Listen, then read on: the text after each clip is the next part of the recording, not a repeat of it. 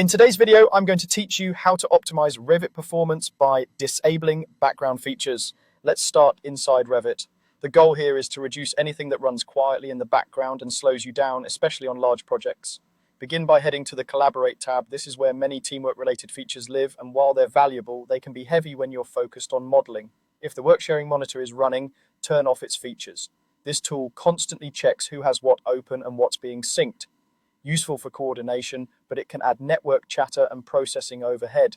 Shutting it down during intensive modeling sessions helps free up resources. Next, close any linked cloud models you don't need. Linked models stored in the cloud still consume memory and bandwidth, even if you're not actively looking at them. If they're not essential to your current task, closing them streamlines your session. Now go to Manage, then Manage Links, and unload heavy links like DWG, RVT, and IFC files.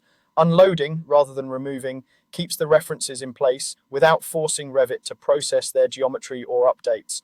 This is one of the quickest wins for performance when you're dealing with complex consultant models or detailed CAD backgrounds. Keep only what you absolutely need to reference right now. Head to the Analyze tab, open Energy Settings, and turn off Energy Analysis. If you're not working on performance modeling, there's no reason to let Revit allocate cycles to building the energy model in the background. Disabling it reduces both processing and potential pop-ups.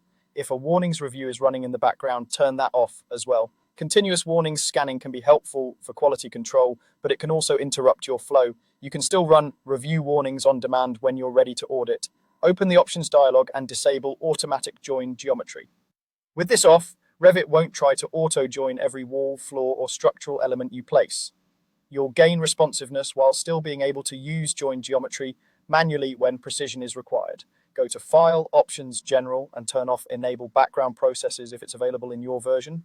Not all releases have this toggle, but if yours does, disabling it reduces parallel tasks that can compete for CPU time. Finally, restart Revit to apply all changes.